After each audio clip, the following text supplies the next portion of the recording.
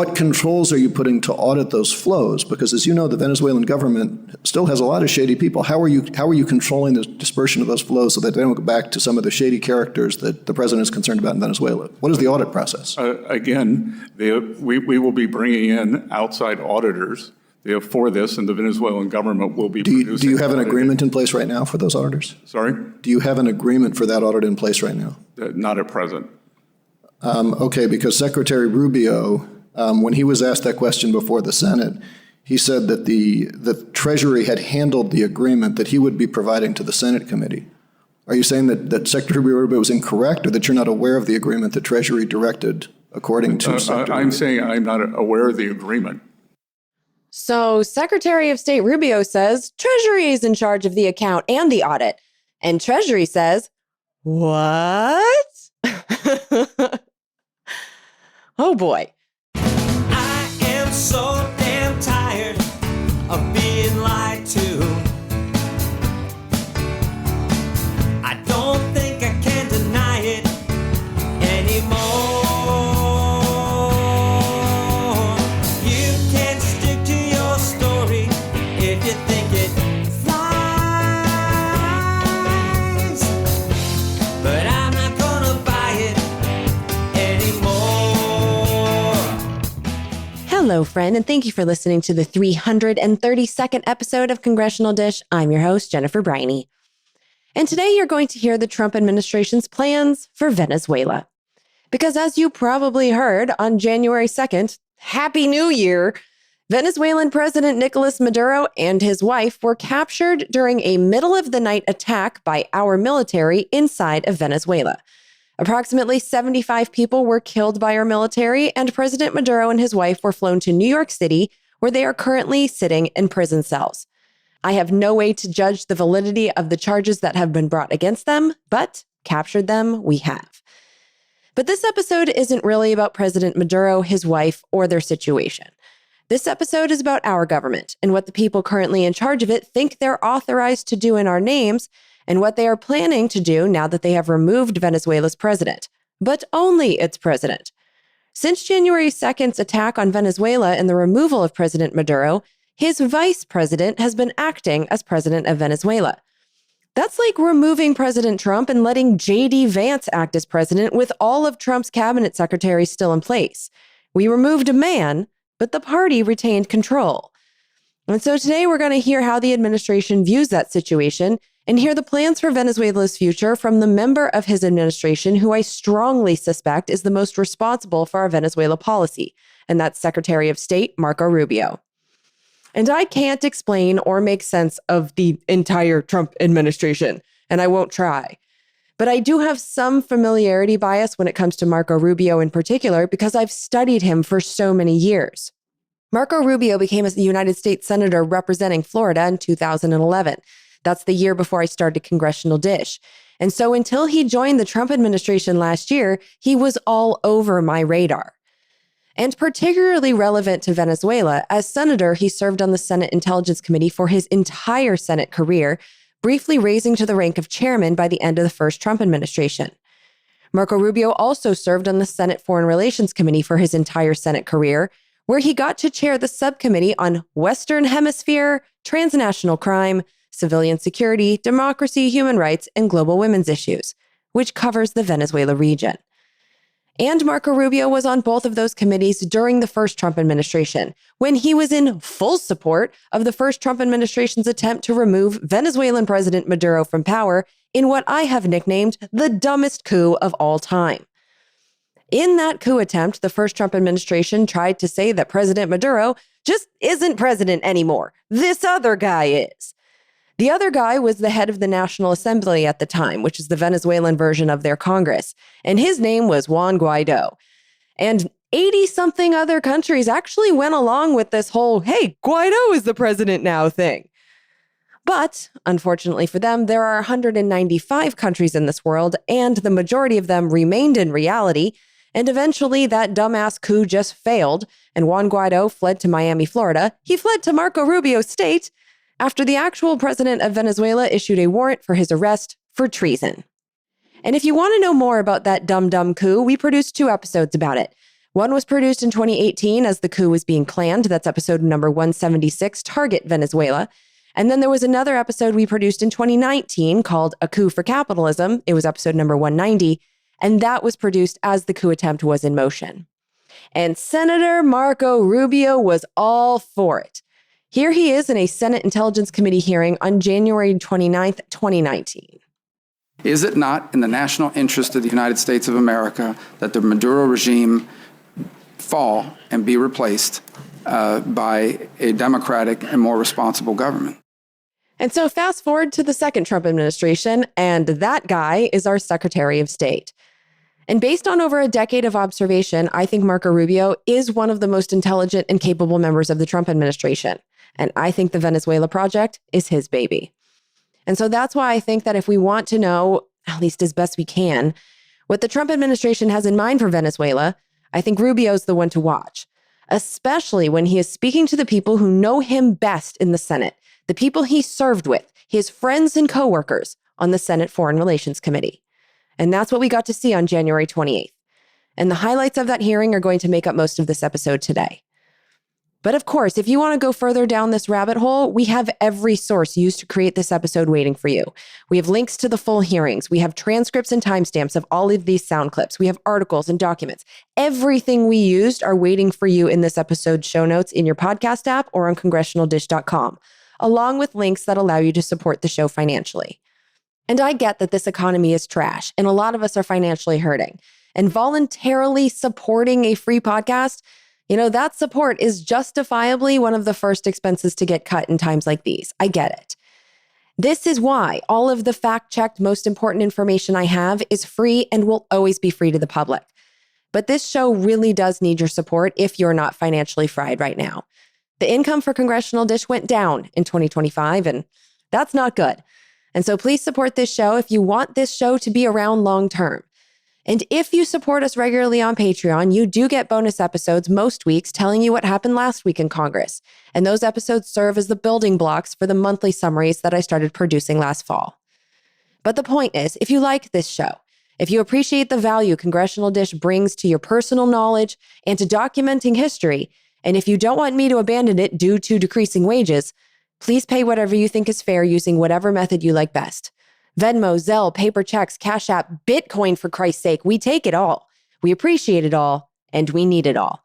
So please help us out if you can. So before we get into the Venezuela hearing, I do want you to listen to then Senator Marco Rubio explain his worldview, because I do think that it helps to put the goals he is going to profess for Venezuela into a bigger picture context. This little speech given by Little Marco was in February 2023, when he was a senator on the Senate Foreign Relations Committee. I want to get a little broader because I think it's important to understand sort of the strategic vision behind our tactics on everything that we do. So if we go back to the late 80s, early 90s, end of the Cold War, and the gamble at the time was, if we created this international economic order led by the U.S. and the West, built on this global commitment to free trade, that this notion of that this trade and commerce would bind nations together via trade, via commerce and international interest and economic interest, that it would lead to more wealth and prosperity, that it would lead to democracy and freedom, basically domestic changes in many countries, and that it would ultimately ensure peace. The famous saying now seems silly that no two countries with McDonald's in them have ever gone to war. That's obviously no longer the case. But the point being is that that was the notion behind it. It was what the then Secretary General or Director General of the WTO called that world without walls, rules-based international order. Others call it globalization. And basically our foreign policy has been built around that. Even though it's an economic theory, it basically is what we have built our foreign policy on. And while that vision doesn't seem to be the worldview of tariff-happy President Donald Trump, I don't think that anything has changed for Marco Rubio, or for most congressional Republicans and Democrats, quite frankly. Even if damn near all Republicans in Congress right now are willing to abandon all of their principles in order to avoid becoming target of a middle-of-the-night Truth Social toilet rant by their dear leader. And because I believe Marco Rubio retains that worldview alongside most members of Congress, when Marco Rubio returned to his old committee, to his old friends and colleagues, he was speaking to like-minded individuals on the goal for the structure of the world. And before I start giving you the details of their conversations, I do just want to put a little disclaimer on this. Because I'm sharing this footage with you because I want you to hear our Secretary of State's vision for Venezuela, because I think he's the point man in charge of the policy. I'm not sharing it with you because I agree with anything they've done. I think that there's some pretty glaring hypocrisies and inconsistencies, actually, but this episode isn't about me. You can judge the testimony for yourself. My goal is to give you this testimony with the fluff removed so that you don't have to sit through more than 3 hours of the hearing. But basically, I'm asking you not to shoot the messenger.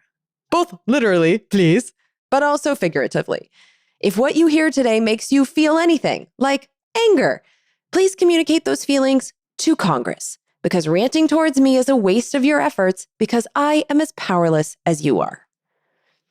And speaking of powerless, the current Senate Foreign Relations Committee chairman announced some new rules to make sure that the senators wouldn't have to be bothered by any of us powerless peasants during the hearing. In the hundreds of hearings that I've listened to, I've never heard one start like this until Republican chair of the Senate Foreign Relations Committee, James Risch of Idaho, opened the Venezuela hearing on January 28th like this. Before I start, I will tell everyone, those of you in the audience, we're so glad to have you here. Thanks so much for coming. This is a public hearing. It is also the official business of the United States of America, and as a result of that, the committee has a zero-tolerance policy for interruptions or for attempts by anyone in the room to communicate with somebody up here or the witness. So as a result of that, if you do disrupt, you will be arrested, you'll be banned for a year. However, I'm told that we have some guests today who have completed their ban and are back with us again today. We hope you've had the time to think about your indiscretions and will behave yourself today. If you don't, as a persistent violator, you'll be banned for 3 years this time. Now, arrests are nothing new in the halls of Congress, but this is the first that I'm hearing of a ban on people being allowed to attend public hearings for up to 3 years. And I'd be curious if any of our congressional staffers in this DISH community know if this is new or if I just haven't noticed it until now. But anyway, in general, during the hearing, the Republicans totally supported the coup in Venezuela, all of them except for one. But as an example, here's Senator Pete Ricketts of Nebraska. But I want to at least offer my personal congratulations to you and everybody who helped carry this out, because the world is better off without Nicolas Maduro. And here's the chairman again, James Risch of Idaho. Every American should be thanking Donald Trump and Marco Rubio for what they have done. There are a lot of Americans today who wouldn't be alive if not for your commitment and dedication to stemming the flow of drugs into our country. And this is a line we're going to hear from Republicans a lot. And so I want to make the facts clear, because Venezuela is not now and has not been a main source of drugs that flow into the United States. Fentanyl, when it's illegally trafficked into the United States, is coming mainly from Mexico, with the ingredients for it coming mostly from China.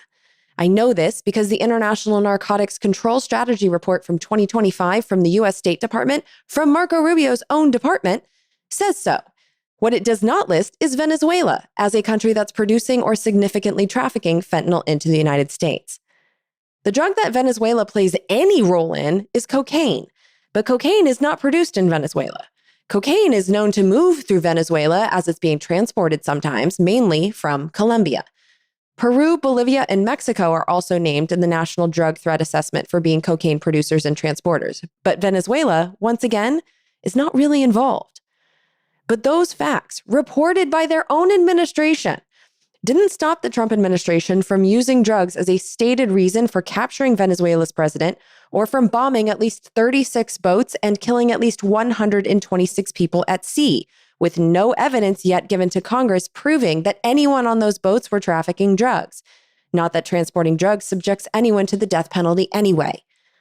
And while it wasn't a main subject of the hearing, the boat bombings did come up, and this could explain why the boat bombings weren't a main topic of the hearing. Here's Senator Tim Kaine of Virginia. Finally, a public hearing. But even that hearing is constrained. I'd like to talk about the complete weakness of the legal rationale about the strikes on boats in international waters, but I can't because the administration has only shared it with members in a classified setting. I can't tell you why the domestic rationale is hollow and the international rationale is hollow. I can't tell you why the rationale for attacking Venezuela is hollow because, again, the rationale has been shared with us in a closed setting. I can't share with you the grim details of the murder of shipwrecked survivors in open waters that we all know because we've seen the videos and we've questioned the U.S. military officials involved about legality because the administration will not release that publicly. They released the boat strike videos publicly, but they hid the second strike that killed struggling shipwreck survivors, even from Congress, for nearly 3 months, but I can't really talk to you about it. I can't talk to you about the weakness of the targeting criteria being used to attack boats in the Caribbean and Pacific. I would encourage any colleague, if you have not, go to the classified setting and ask for a briefing on each strike and ask this question: what was the evidence that there were narcotics on that craft? You will be very surprised if you ask that question about every strike. And so even in this first public hearing, 5 months in, there's a lot we can't talk about. And so, in summary, the Trump administration is still hiding a lot of things about those boat bombings. And I also just want to reiterate that Venezuela is not a main player in the international drug game. So please keep that in mind as Republicans bring up drugs and narco trafficking and boat bombings in this hearing. There are extremely questionable claims that will be made throughout this hearing. And while I don't have the facts to disprove them, you should know that they are seriously in doubt. Which brings me to Marco Rubio. So here is a good chunk of Secretary of State and National Security Advisor Marco Rubio's opening statement to Congress. He's serving both roles right now in the Trump administration. And again, I don't know how much of this is true, but this is what he is telling our Congress about the administration's justifications for their actions and their goals. In this testimony, he's going to mention the FARC and ELN. Those are political groups that are not down with capitalism inside Colombia. And both of these groups have been long considered enemies by our government and have financed themselves with drugs. All right, buckle up. Here's Marco Rubio. What is our goal going in? We had in our hemisphere a regime operated by an indicted narco trafficker that became a base of operation for virtually every competitor, adversary, and enemy in the world. It was, for Iran, their primary spot of operation in the Western Hemisphere was Venezuela. For Russia, their primary base of operation in the Western Hemisphere, along Cuba and Nicaragua, was Venezuela. In the case of China, China was receiving oil at a huge, about $20 a barrel discount. And they weren't even paying money for it. It was being used to pay down debt that they were owed. This is the oil of the people of Venezuela, and it was being given to the Chinese as barter at a 20%, at a $20 discount per barrel in some cases. And so you had basically three of our primary opponents in the world operating from our hemisphere from that spot. It was also a place where you had a narco trafficking regime that openly cooperated with the FARC and the ELN and other drug trafficking organizations using their national territory. It was an enormous strategic risk for the United States, not halfway around the world, not in another continent, but in the hemisphere in which we all live. And it was having dramatic impacts on us, but also on Colombia and on the Caribbean basin and all sorts of other places. It was an untenable situation, and it had to be addressed. And it was addressed. And now the question becomes what happens moving forward. As I've described to you in previous settings and in individual conversations, we had three objectives here. The final, I'll work it backwards because the end state here is we want to reach a phase of transition where we are left with a friendly, stable, prosperous Venezuela and democratic, in which all elements of society are represented in free and fair elections. By the way, you can have elections. You can have elections all day. But if the opposition has no access to the media, if opposition candidates are routinely dismissed and unable to be on the ballot because the government, those aren't free and fair elections. That's the end state that we want. Free, fair, prosperous, and friendly Venezuela. We're not going to get there in 3 weeks. It's going to take some time. And so objective number one was stability. In the aftermath of the removal of Maduro, the concern was what happens in Venezuela. Is there civil war? Do the different factions start going at each other? Are 1 million people crossing the border into Colombia? All of that has been avoided. And one of the primary ways that it has been avoided is the ability to establish direct, honest respectful, but very direct and honest conversations with the people who today control the elements of that nation, meaning the law enforcement, the government apparatus, et cetera. And one of the tools that's available to us is the fact that we have sanctions on oil. There is oil that is sanctioned that cannot move from Venezuela because of our quarantine. And so what we did is we entered into an arrangement with them. And the arrangement is this: on the oil that is sanctioned in quarantine, we will allow you to move it to market. We will allow you to move it to market at market prices, not at the discount China was getting. In return, the funds from that will be deposited into an account that we will have oversight over. And you will spend that money for the benefit of the Venezuelan people. Why was that important? Venezuela was running out of storage capacity. Okay? They were producing oil, they were drilling oil, they had nowhere to put it. They had nowhere to move it, and they were facing a fiscal crunch. They needed money in the immediacy to fund the police officer, the sanitation workers, the daily operations of government. And so we've been able to create a short-term mechanism. This is not going to be the permanent mechanism, but this is a short-term mechanism in which the needs of the Venezuelan people can be met through a process that we've created where they will submit every month a budget of this is what we need funded. We will provide for them at the front end what that money cannot be used for. And they've been very cooperative in this regard. In fact, they have pledged to use a substantial amount of those funds to purchase medicine and equipment directly from the United States. As in fact, one of the things they need is dilutin, or dilutin, depending how you want to pronounce it. And that basically is the light crude that you need to mix with their heavy crude in order for the oil to be able to be mixed and moved. They used to get 100% of that from Russia. They are now getting 100% of that from the United States. So we're using that short-term mechanism both to stabilize the country, but also to make sure that the oil proceeds that are currently being generated through the licenses we'll now begin to issue on the sanctioned oil goes to the benefit of the Venezuelan people, not to fund the system that existed in the past. The second is a period of recovery. And that is the phase in which you want to see a normalized oil industry. Again, look, we've got plenty of oil. There's plenty of oil all over the world. Canada produces heavy crude, so it's not like Venezuela's oil is unique in that regard, despite the fact they have the largest known reserves in the world. It's not irreplaceable. But we understand that that is the lifeline. Their natural resources are going to allow Venezuela to be stable and prosperous moving forward. And so we have created what we hope to do is transition to a mechanism that allows that to be sold in a normal way, a normal oil industry, not one dominated by cronies, not one dominated by graft and corruption.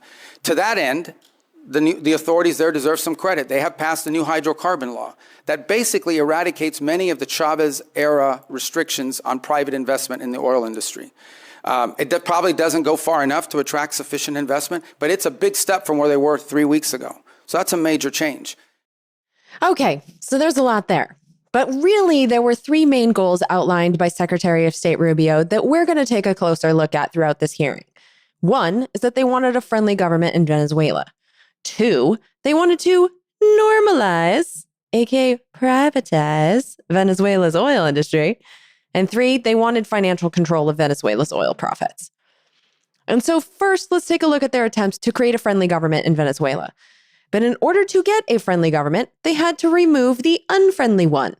And so here's how they did it and how they're justifying it. Here's Secretary of State Marco Rubio. And one contingency that had to be planned for is the fact that sitting in Venezuela with a $50 million reward on his head was an indicted narco trafficker. In fact, I believe it's the largest reward we've ever issued for anybody. I would remind everybody the Biden administration had a $25 million reward on an indicted narco trafficker, the same person. And so, multiple administrations from both parties have wanted this man arrested. And one of the options the president had before him was the opportunity, if things didn't work out, to go in and remove this individual because he was wanted in a law enforcement operation. Now, obviously, a law enforcement operation against the de facto head of a regime is not as simple as going after some fugitive hiding in a closet somewhere. It required planning, and it required eliminating anything that was a threat to the forces that were going in to extract him. I want to be clear, and I'll share with you what I've shared publicly. We made multiple attempts to get Maduro to leave voluntarily and to avoid all of this because we understood that he was an impediment to progress. You couldn't make a deal with this guy. Okay? This guy has made multiple deals. He's broken every one of them. As a point of example, he made a deal with the Biden administration, and here was the deal that he made. It was a bad deal. We knew he wouldn't keep it. He made the following deal. Pardon my nephews, his nephews, who were convicted narco traffickers, convicted already and serving time in jail, pardon them, pardon and release Alex Saab, who was his money man, his bag man, primarily in charge of the portfolio with Iran. release these people. He, in turn, agreed to release some political prisoners, which he did. Many of them were subsequently exiled or rearrested, and that he would hold free and fair elections, which he did not. In fact, he basically disqualified Maria Corina Machado and any other candidate. And Edmundo Gonzalez ends up being the nominee for the opposition party simply because they forgot to ban him. And they forgot to put him on the ban list. And then despite that, he loses an election that everyone around the world recognizes as an illegitimate election. So he's made previous deals. In fact, he's broken so many deals, not even the Vatican has been willing to interact with Maduro in the past because he's broken so many of these deals. He's just simply not a guy you can make a deal with. He had no intent of keeping it. What he wanted to do was tap us along and buy 3 years of time until he could deal with a new administration that he thought may be more favorable, et cetera. He was an impediment to progress. None of the things we're talking about now, not the release of political prisoners, not the transition of the oil industry to a legitimate oil industry, not the erosion of Iranian, Russian, or Chinese influence. None of these things would have been possible as long as Maduro was there. Did you notice something missing from that explanation of how and why President Maduro was removed from Venezuela? Because Senator Chris Coons of Delaware sure did. And by the way, he's going to mention Delcy Rodriguez. Delcy Rodriguez is the vice president now serving as president since Maduro was removed. Of course, the commander-in-chief has, under Article 2, the power to defend the American people against an imminent threat or an incoming attack. How else could we be kept safe? But our Article 1 power requires consultation. I'll agree with all of my colleagues. Nicolas Maduro's a bad guy. He was indicted. There was a bounty on his head over several administrations. His removal, flawlessly executed by American troops, thankfully none of them hurt, did cost the lives of 75 to 100 Venezuelans and Cubans, was a dangerous and high-risk maneuver. I am glad that it ended as well as it possibly could. But the point here that I want to make first is that it was rehearsed for months. The administration had a number of contingencies it was trying to navigate through.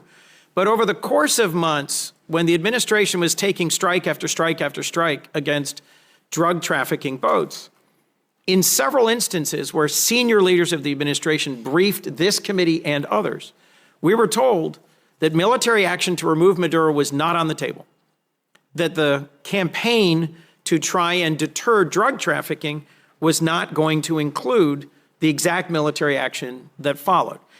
Yet it was being rehearsed. If there was time to practice, there was time to consult. And consulting with Congress is not just some high-minded principle, not some abstract thing, not a nice to have. It's a got to have. And look, the chairman opened by saying that this was limited in scope and duration, that it was executed flawlessly, and we should all be happy about the result. That much I agree with. But our president continues to threaten Delcy Rodriguez and the remnant of the Maduro regime with military force if they don't comply. We should know what are the policies, what is the path, what is the plan forward. You and I both know the long and painful history of wars that began and seemed to be resolved and then opened up into excruciating, expensive, years-long conflicts. In Iraq in particular, in Libya and elsewhere, things do not always go as planned. And so consultation with Congress that is truthful and forthcoming and transparent is critical. In your service in this body, you knew that, you experienced it. I was in the room as you held to account members of previous administrations for not coming forward as they should have. And here's Secretary Rubio's response. The truth of the matter is that this mission could not have been briefed to Congress because it wasn't even in the realm of possible until very late in December, when all of our efforts to negotiate with Maduro had failed, and the president was finally presented these options and made these decisions. It was also a trigger-based operation. It may never have happened. It required a number of factors to all align at the right place at the right time in a very limited window, and it wasn't even clear if it was ever going to be possible. There's also the aspect which I do not control, and that is deference to the Department of War on operational security. Despite the fact that we had kept this quite constrained, the truth of the matter is that this was leaked. We now know it was leaked by a contractor at the Department of War that, had it been published, would have endangered the lives of people and/or would have probably canceled the ability to carry out the mission.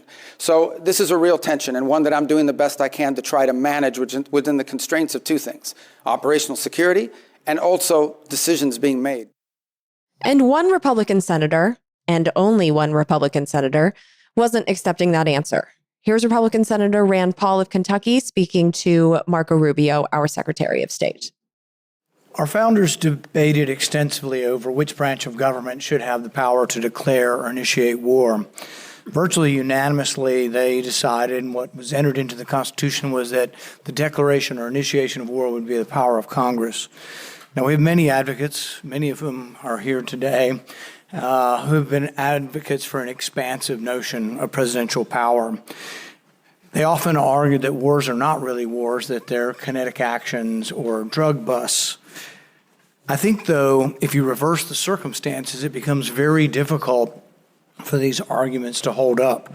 So I would ask you, if a foreign country bombed our air defense missiles, captured and removed our president, and blockaded our country, would that be considered an act of war? Well, I think your question is about and I will acknowledge you've been very consistent on all these points the entire career. So let me no matter who's in charge. So I will point to two things. The first is it's hard for us to conceive that an operation that lasted about 4.5 hours and was a law enforcement operation to capture someone we don't recognize as a head of state, indicted in the United States, wanted with a $50 million bounty. My question would be, if it only took 4 hours to take our president, it's very short, nobody dies on the other side, nobody dies on our side, it's perfect.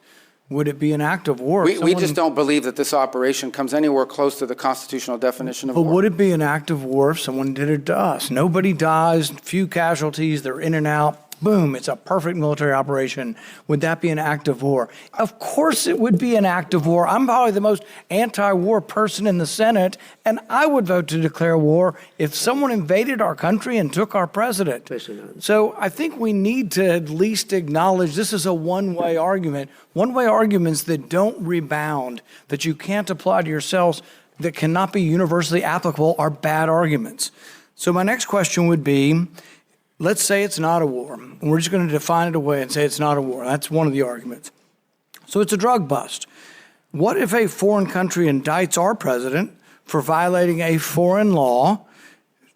Should we extradite our president, or should we be okay if they come in and get him by force? Look, I think ultimately we're always going to act in our national interest. And so if somebody comes after our national interest, like the case you've described, which obviously does not exist at this time, but the case you've described, the U.S. always has the right to act in its national interest and to protect itself. So really I don't know about this equivalency. Well, does this justify them doing it? We're always going to do what's best for the United States and America. We're always going to protect our system. But the point isn't, and you're exactly right, we will act in our national interest and we should. So I'm not disagreeing with you at all. What I'm saying is, though, that our arguments are empty then. The drug bust isn't really an argument. It's a ruse. The war argument, not a war, is a ruse. It's not a real argument. And we do what we do because we have the force. We didn't remove an elected official. We removed someone who was not elected, and it was actually an indicted drug trafficker in the United States, and their system. Our laws, indicted under our laws. Look, Bolsonaro says that Da Silva is not really the president of Brazil. Our president said Biden wasn't really the president. Hillary Clinton said in 2016 Trump wasn't the president. So you have these arguments, and I agree with you. It probably was, and most likely was, most assuredly was a bad election. He wasn't really elected. But at the same time, if that's our predicate, and you don't have to come to us because it's a drug bust, we're just removing somebody, you can see where it leads to, and it leads to chaos.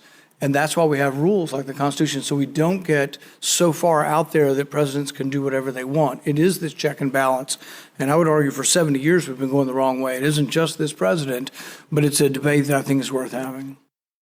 And so without Congress and without any pushback from Congress, other than ignored words like those, the Trump administration removed the president of Venezuela and continued us down this path that Rand Paul and I, at least, consider wrong, a path that allows lawlessness by the president and legislative impotence by the Congress. The president wanted Maduro out, and he got Maduro out. But why? Well, we know one of the reasons: oil. Venezuela has the largest known reserves of oil in the world. And as Secretary of State Rubio mentioned in his opening statement, the new Venezuelan government wasted no time changing Venezuela's oil laws. Less than a month after the coup, Venezuela had enacted a hydrocarbons law which opens new pathways for the private sector, aka for multinational corporations that serve to funnel profits to shareholders. Well, they opened up new pathways for them to extract oil and profits from Venezuela. Specifically, the new law in Venezuela created a dispute resolution system. And I don't know the details of this particular system, which is designed to help corporations get what they consider their fair share of business out of a country. But if this dispute settlement system is modeled anything like the World Trade Organization system, it's a fair, educated guess to believe that it will be adjudicated by corporate lawyers sympathetic to multinational companies, because that's how the World Trade Organization dispute settlement system functions. The new Venezuelan law also grants private foreign companies the ability to assume more operational control over oil production activities in Venezuela and allows minority shareholders to have more rights. And then finally, the new law also allows royalties, the percentage of proceeds that must go to the Venezuelan government, to be lower than 30%, which was the fixed rate before their president was kidnapped and jailed in the United States. That means less money will be available for citizen services, and more money will be available for international shareholders, which pretty much sums up what we stand for in the world.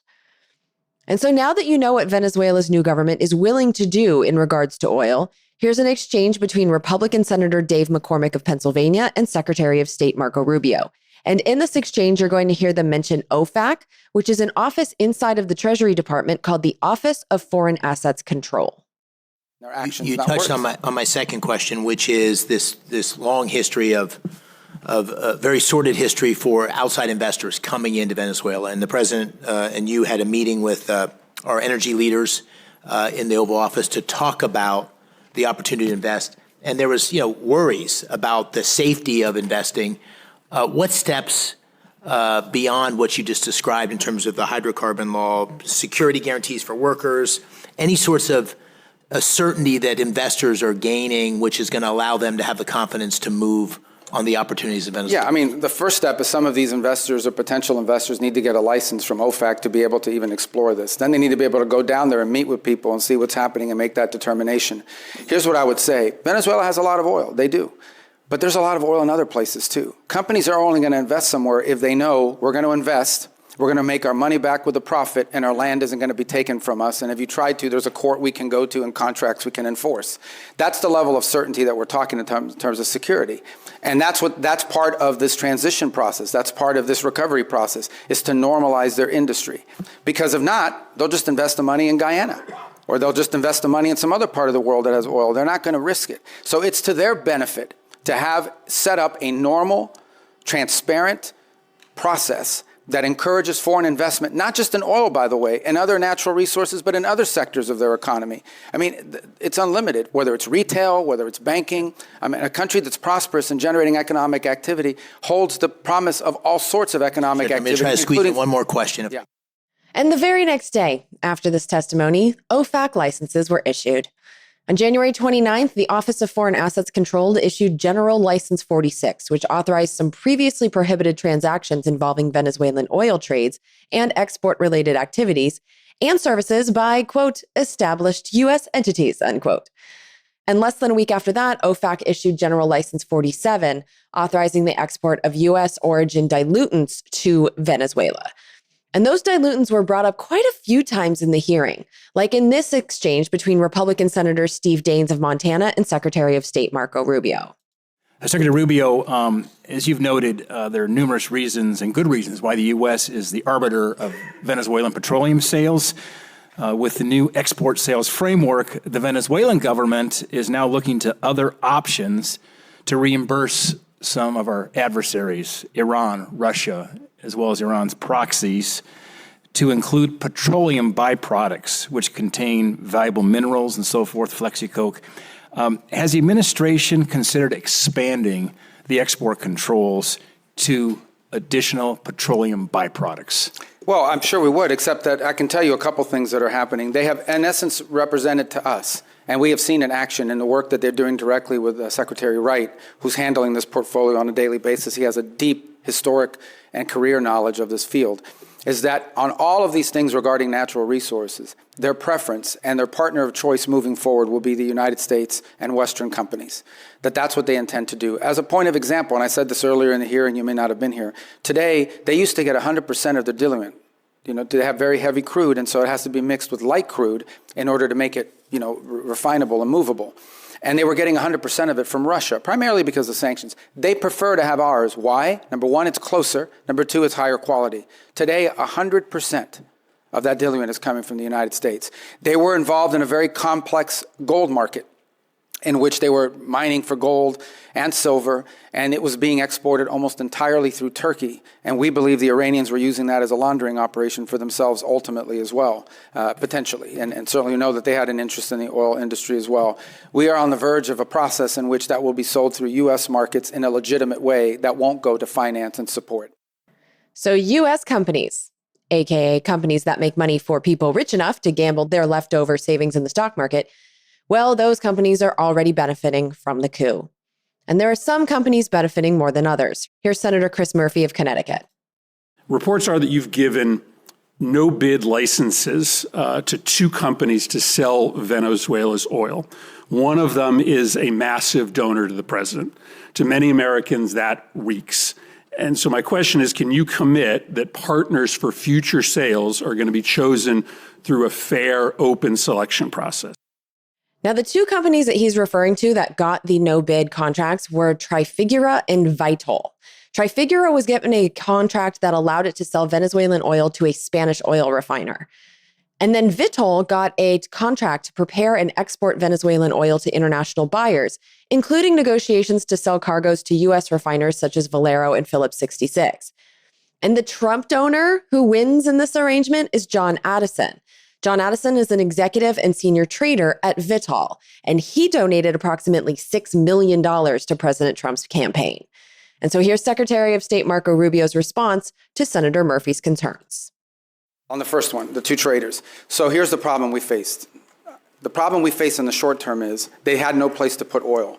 They were running out of storage capacity for their oil. We had to move that oil to market very quickly. The only way to move it to market very quickly is to plug into these two primary trade companies that could sell it in the open market. That is not the permanent outcome here. That is a short-term fix to a short-term problem, which is they were literally storing oil. They brought in tankers and had tankers sitting offshore just to hold their oil. At some point, their capacity to produce was going to be shut down and their ability to generate revenue. So we had to move that oil very quickly. The long-term plan is not those two trading companies. The long-term plan is for them to have a normal energy program that sells directly into the market, directly to refineries and to companies that are exploiting and exploring it. For example, Chevron has operations there that never stopped. They seek to expand those operations. They don't need those trading companies. So those trading companies were a short-term fix for a very acute problem because we wanted to prevent societal collapse because they had no money for revenue. And I just want to point out here that the common wisdom spouted by talking heads devoted to capitalism in regards to Venezuela is that most of Venezuela's problems in the past few decades boil down to their failed economic system, which is always nicknamed socialism. But this testimony shows that much of the economic pain that has been experienced by Venezuela has been due to the sanctions on oil that our government has inflicted upon them. We declared economic war on Venezuela a long time ago, using our position as the center of the global financial system. And even when we got control of Venezuela's finances, the sanctions were making societal collapse a real possibility. The sanctions matter that much. And I believe that any discussion of the economy in Venezuela that does not mention them is not a conversation worth your time. Because when Venezuela is used as a cautionary example in the endless and exhausting capitalism versus socialism debate, it was never a fair comparison because of the effective sabotage by the capitalists. It wasn't like Venezuela got to try out their ideas on an even playing field. The playing field was rigged by us. When a country depends on proceeds from oil sales to fund their government and we prevent those oil sales, of course their economy will falter. And I'm sure that there were many other factors in the economic troubles in Venezuela. I'm not saying that we were responsible for everything that happened there in the past almost 30 years since Hugo Chavez and Nicolas Maduro's political party took power. But we played a huge role, and Marco Rubio's testimony is evidence of that basic truth. And that brings me to the role of the Trump administration and what they plan to play in Venezuela going forward. And so here's Secretary of State Rubio again. And in this exchange with Democratic Senator Jeanne Shaheen of New Hampshire, he's going to mention the Ex-Im Bank. The Ex-Im Bank is a U.S. government bank that lends money when the private banks don't want to. So they're generally doing loans for deals that the private banks are like, that doesn't look profitable for us. And so that's when our government steps in. So on the sanctioned oil, the oil that requires U.S. permission to move, that oil, the proceeds of that oil, which, by the way, is being sold at market price, not at the discount Venezuela was being forced to sell, is being deposited into an account that ultimately will become a U.S. Treasury blocked account here in the United States.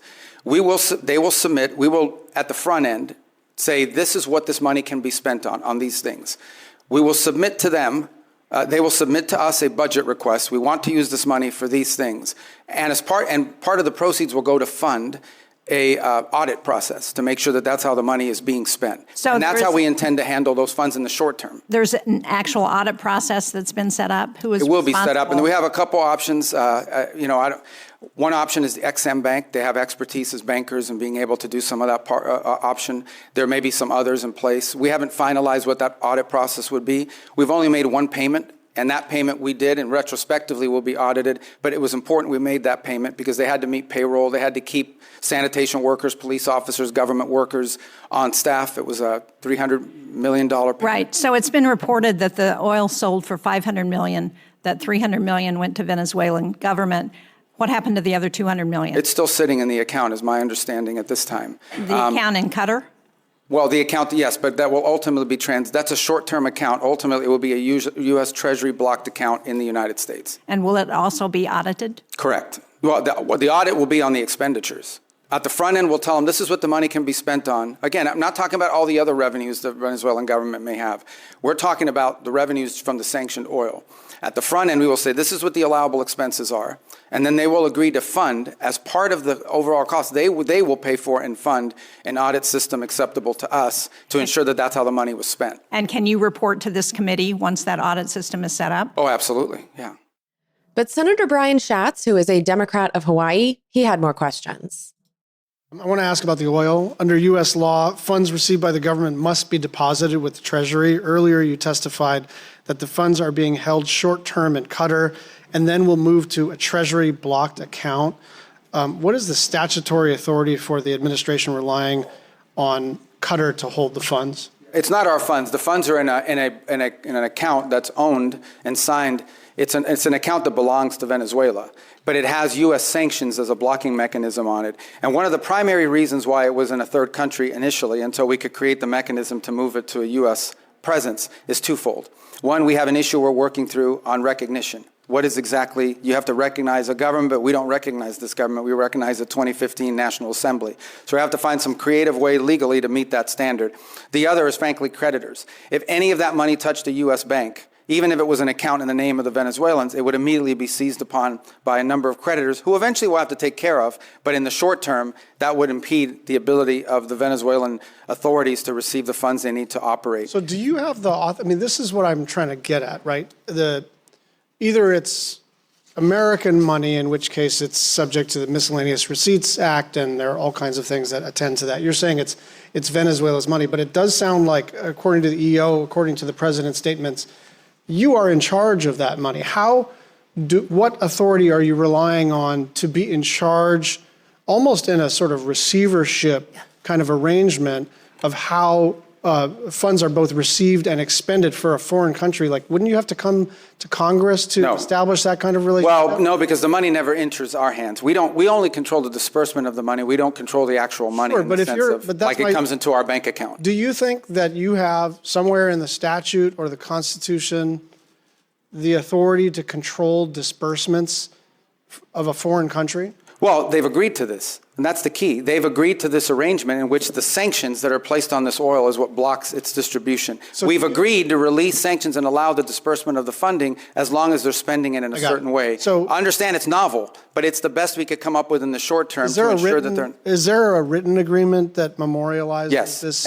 Yes, I believe there is, and there will have to be one most certainly once we transition that to U.S. accounts. Secretary, my understanding is the committee doesn't have this agreement. Well, I can. If we do or we don't. Yeah. We do And you not probably have that. wouldn't because it's a Treasury matter. Treasury's handled it, but I can most certainly talk to Treasury about providing you the information. Over and over again, Marco Rubio told senators to talk to Treasury. Treasury will have the answers. Here he is doing it again in an exchange with Senator Jeff Merkley of Oregon. Look, the Treasury's handling the structuring of that account, so I would refer you to them, and I can get you an answer for them as to what the legal framework of that Treasury blocked That'd be account very is gonna look helpful. like. Well, exactly 1 week later, Congress got the opportunity to ask Treasury themselves. On February 4th, the head of the Treasury Department, Scott Bessent, testified to the House Financial Services Committee, and one Democratic representative from Illinois. So hat tip to Sean Casten. He followed up on the answers and the dodges provided by Secretary of State Marco Rubio. And so here's what the Treasury Department had to say. Starting this off is Representative Sean Casten, and in this exchange, you're going to hear them reference IEPA, which is the International Emergency Economic Powers Act, which has been U.S. law since 1977. Since the U.S. captured President Maduro, the Trump administration has been selling Venezuelan oil. Secretary Wright has said that's going to continue indefinitely. The president's January 9th executive order said that those funds are the sovereign property of Venezuela, but has directed you, the Treasury Secretary, to hold those assets in custody to facilitate disbursements transfers as directed by the Secretary of State. As I've gone through the 91 specific trusts that you have the statutory authority to oversee, none of those have any relationship to Venezuelan oil. So can you help us understand under what statutory authority, or what statutory authority is Treasury relying on to exercise the discretionary control over natural resources and sovereign assets of another country? Treasury has no control over the... I'm just asking about what statutory authority you rely on. Again, we are operating under an agreement between state and energy that we are not involved. No, but the executive order said that the Treasury Secretary is holding those assets in custody. That's a specific language there, and is facilitating disbursements. Under what authority are you acting? I will get back to you with the exact authority, but it is under agreement with state. Let me just clarify, because my concern is that the executive order cites IEPA. IEPA specifically says that you have to be engaged in hostilities with a country for IEPA to trigger that claim. Secretary Rubio said that we are not at war with Venezuela. I would agree. I'm glad we're not at war. So unless you disagree with Secretary Rubio, I'm unclear under what legal authority the United States has to control or disperse those assets. Well, I would believe that the IEPA authority would act for a period of time for a not unless we're not. That's for a transition. Well, look, that's not true. But please provide in writing what you're doing there, because I want to get to why I think that's material. Last week, Secretary Rubio also said that the $200 million in proceeds was sitting in a Qatari bank that was owned by Venezuela. He went on to say the Treasury has a written agreement with Venezuela's interim government to review the monthly budget request for payments from that account. I come back to where the authority comes. What statutory authority are you using to exercise custody indirectly through a third country and direct the release of funds from those offshore accounts? Yeah, IEPA. That's not in IEPA. You're managing, okay, so if you're managing a third country, not in IEPA, and please do provide us with the legal guidance, because this matters. What controls are you putting to audit those flows? Because as you know, the Venezuelan government still has a lot of shady people. How are you controlling the dispersion of those flows so that they don't go back to some of the shady characters that the president is concerned about in Venezuela? What is the audit process? Again, we will be bringing in outside auditors for this, and the Venezuelan government will be producing. Do you have an agreement in place right now for those auditors? Sorry? Do you have an agreement for that audit in place right now? Not at present. Okay, because Secretary Rubio, when he was asked that question before the Senate, he said that the Treasury had handled the agreement that he would be providing to the Senate committee. Are you saying that Secretary Rubio was incorrect, or that you're not aware of the agreement that Treasury directed according to Secretary I'm saying I'm not aware of the agreement. So Secretary of State Rubio says Treasury is in charge of the account and the audit. And Treasury says, what? Oh boy. Now, if you've observed the Trump administration at all in these last 13 months, you're probably not surprised that their plan for Venezuela is appearing half-baked, with one hand having no idea what the other hand is doing. But it's still stunning to hear it admitted to like that. The incompetence of these people is a thing to behold. And as for the resistance to all of this, the Democrats, well, you've heard their line of questions. The overall pattern for them, at least on the Senate Foreign Relations Committee, appeared to me that they were not exactly against the coup, but instead they seemed more against the way the regime change was done. So for an example, here's Senator Jean Shaheen of New Hampshire. She's the top Democrat on the Senate Foreign Relations Committee. But the U.S. naval blockade around Venezuela and the raid have already cost American taxpayers hundreds of millions of dollars. Outside estimates are as high as $1 billion. And yet, the Maduro regime is essentially still in power. All the same people are running the country. Maduro's vice president, now the interim president, has taken no steps to diminish Iran, China, or Russia's considerable influence in Venezuela. One of the reasons that has been given for the mission. Her cooperation appears tactical and temporary and not a real shift in Venezuela's alignment. In the process, we've traded one dictator for another. So the Democrats were focused on the money being spent and the effectiveness of the coup, but not the possible, probable illegality of the coup itself. But they did express concerns for the future. So here's Senator Chris Murphy of Connecticut. And third, in your testimony, you reserved the right to use force again in the future if the Venezuelan government isn't complying with your requests. So if, for instance, they refused to give you access to the oil in the future, if they said, we're just going to keep it for ourselves, would this cause you to consider military action? And do you concede that if you're using military action simply to try to compel cooperation from the government, you absolutely need congressional authorization for that? And here's Rubio's response. On the third point of use of force, look, the president never rules out his options as commander-in-chief to protect the national interest of the United States. I can tell you right now with full certainty, we are not postured to, nor do we intend or expect to have to take any military action in Venezuela at any time. The only military presence you'll see in Venezuela is our Marine Guards at an embassy. Okay, that is our goal, that is our expectation, and that is what everything that outlines towards. But that said, if an Iranian drone factory pops up and threatens our forces in the region, the president retains the option to eliminate that threat. I'm asking a more specific question because in your testimony, you suggest that you would use force to compel cooperation, for instance, with oil sales. Do you agree that you have to come to Congress to get authorization if you were simply using force to try to compel cooperation? Well, there's two things. There's the it seems like under the War Powers Act. No, under the War Powers Act, if we're going to be involved in something that's going to put us involved in a sustained way, we have to notify you within 48 hours after the fact, and then if it's going to last longer than 60 days, we have to come to Congress with it. We don't anticipate either of these things having to happen. Everything is moving in a very different trajectory right now. On the other hand, if we tell them we don't want to see drones from Iran, as an example, pointed at the United States or threatening our forces or our presence in the region or our allies' presence in the region, and they refuse to comply with that, the president does reserve the option in self-defense to eliminate that threat. We don't see that. We don't anticipate it. But it could happen. But we hope not. We don't want it to happen. On the contrary, if we had to take military action, it would set us back on all these other things that we're talking about. I can tell you military action is not good for, recovery and transition. That's not what we hope to see. It's certainly not our goal here. But a lot of that will depend on them. But I think it would require the emergence of an imminent threat of the kind that we do not anticipate at this time. But that's not, they get a vote on that too. But Senator Tammy Duckworth, she's a Democrat representing Illinois, she wasn't satisfied with those assurances.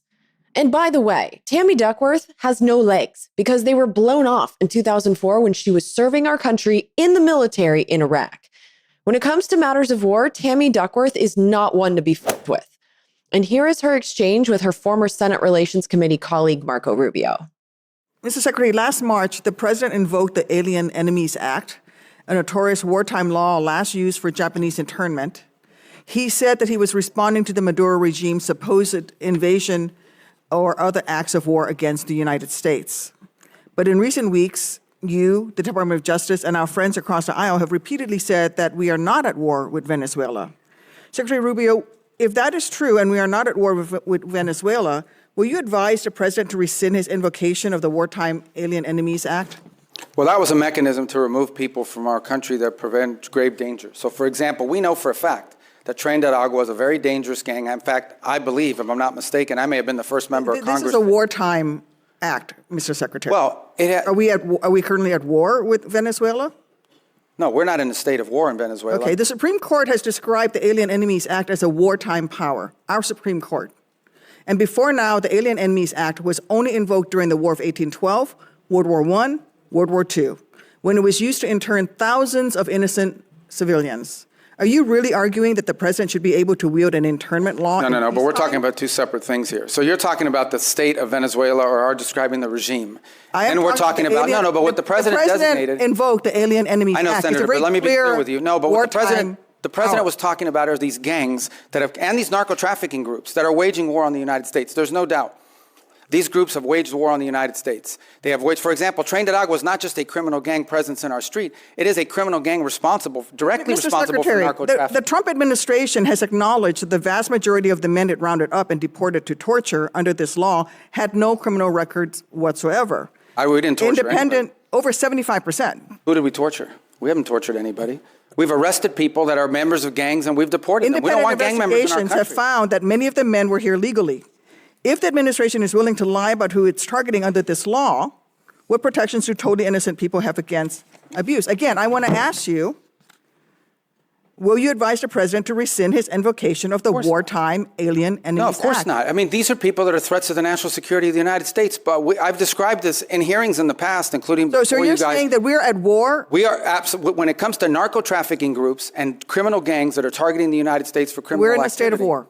There's no doubt about the fact that we're confronting them in a war-like setting because they're waging war on us. And do the Geneva Convention They're waging apply? war against us and they're enemy combatants as a result of it. And the fact of the matter is that we are confronting these irregular groups, and that's one of the great challenges of the new century in this hemisphere in particular, is that these non-state actors who possess state-like capabilities in terms of their weaponry pose a grave danger to the United States. I don't think any American would dispute that we have cartels that pose a threat to the national security of the United States. With all of the other laws of when it comes to warfare. I mean, you're saying that he can invoke this wartime power.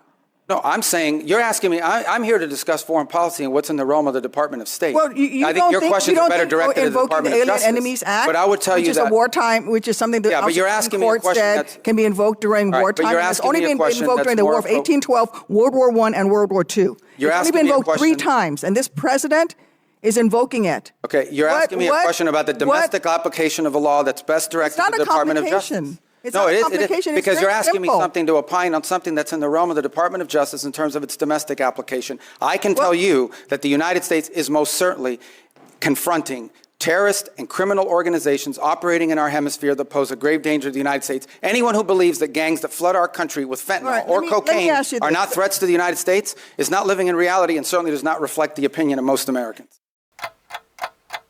The president already said that he was ready to put American troops in Venezuela again. So we're at war right now.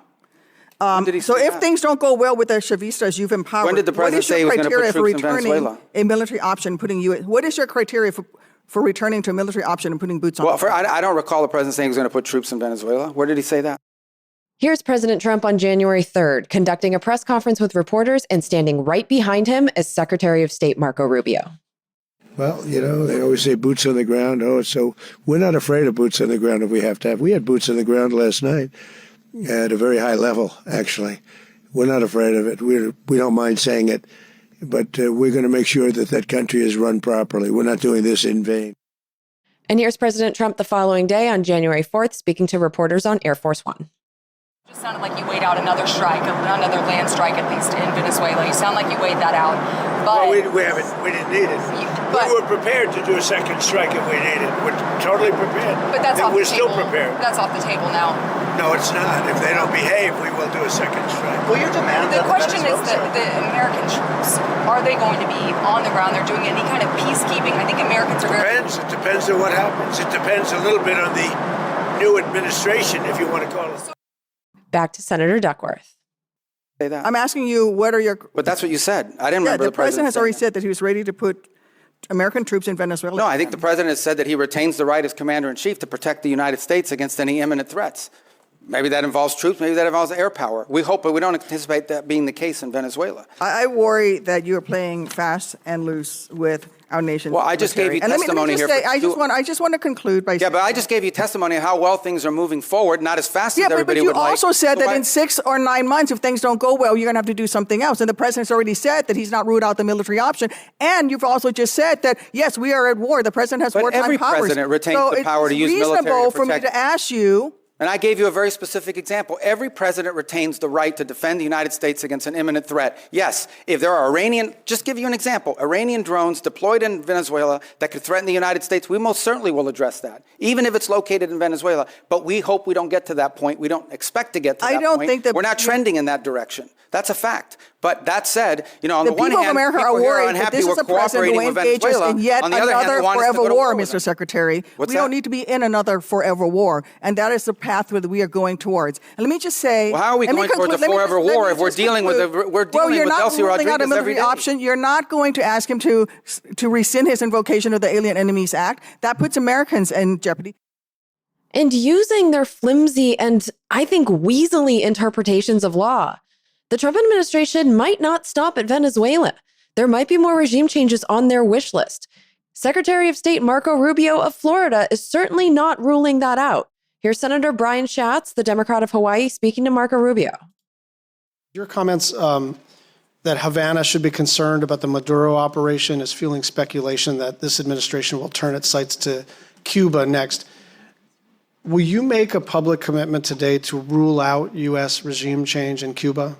Regime change? Yes. Oh, no, I think we would love to see the regime there change. We would like to, that doesn't mean that we're going to make it change, but we would love to see it change. There's no doubt about the fact that it would be of great benefit to the United States if Cuba was no longer governed by an autocratic regime. But you know what we mean by regime change. We don't mean, I wish someone else were in charge. When we talk about regime change, we're talking about using the power of the United States, usually kinetic power, but often other kinds of coercion. And I'm not even saying that that's always not in our interest. I'm just saying, I'm not asking you whether we would prefer a different kind of government. I'm asking whether you are trying to precipitate the fall of the current regime. Yeah, but that's statutory. The Helms-Burton Act, the U.S. embargo on Cuba is codified. It was codified in law, and it requires regime change in order for us to lift the embargo. Okay. So I think that is the most important testimony that I think you need to hear from that hearing. And I don't know about you, but pretty much everything I heard makes me uncomfortable, to say the least. And if you share that discomfort, the question now is, what can we do about it? And the answer is the same answer I keep giving for all of this stuff. The answer is Congress. It's always Congress. Congress can change the laws or remove cabinet secretaries and presidents who defy the laws. Congress is supposed to have the power to declare war. And the 2001 authorization for the use of military force that was passed very quickly, it was only one paragraph, but it was passed very quickly after 9/11. And it authorized force against anyone the executive branch labels a terrorist. Well, that is clearly still being used and abused to authorize these NATA wars, which are coming closer and closer to our home shores. Repeal of that authorization for the use of military force was needed decades ago. And if Congress won't make these changes, then we need to change who's in Congress. And so my advice to you is to share your feelings politely and often with all three members of Congress that represent you. You can do so by calling 202-224-3121. And I hope you get active in the 2026 midterm elections. We need the Trump co-conspirators in Congress to fear our wrath. And by that, I mean fear for their jobs.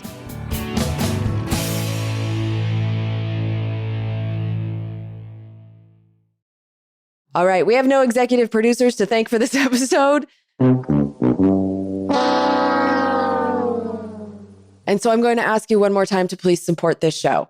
My costs are going up and my income is going down, and that is not sustainable. So please support the show if you can. And thank you, as always, to everyone who is. I also want to thank my production and research assistant. She really stepped up on this one. Her name is Claire, and she's actually available to be hired. She's looking for more work. So if you're someone who needs production or research assistance with your podcast, reach out to me and I can help you get in touch with Claire. She is one of the best decisions I've ever made. Another one of my brilliant decisions was to hire Pro Podcast Solutions, specifically Mike, to edit this podcast. He makes me sound like I don't have marbles in my mouth. I'd also like to thank Mark at podcastbranding.co. He does our web design and security. Thank you to my sister Lauren, who does the bookkeeping and our executive producer services. Thank you to Dad and Robin, who do my taxes and are the biggest fans of this show. And thank you, as always, to our guardian angel, Brian Karras, who was our artist, and we will love and miss him forever.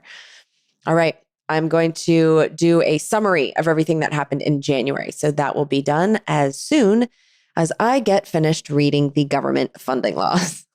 But in order for me to get paid, I have to have that done by the end of February. So I will talk to you soon. All right, bye. We're surrounded now by liars coming at us through our TV screens. We don't have a domestic spying program. They're content to fight in black and white despite the many in-betweens. We got a president who plays with the facts. And then he waves a flag to cover his tracks. As if a lie is alright, if the end will justify the means. Now we are so damn tired of being lied to. The polar ice caps aren't going away.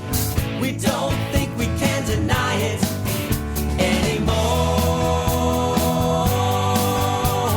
You can stick to your story if you think it flies.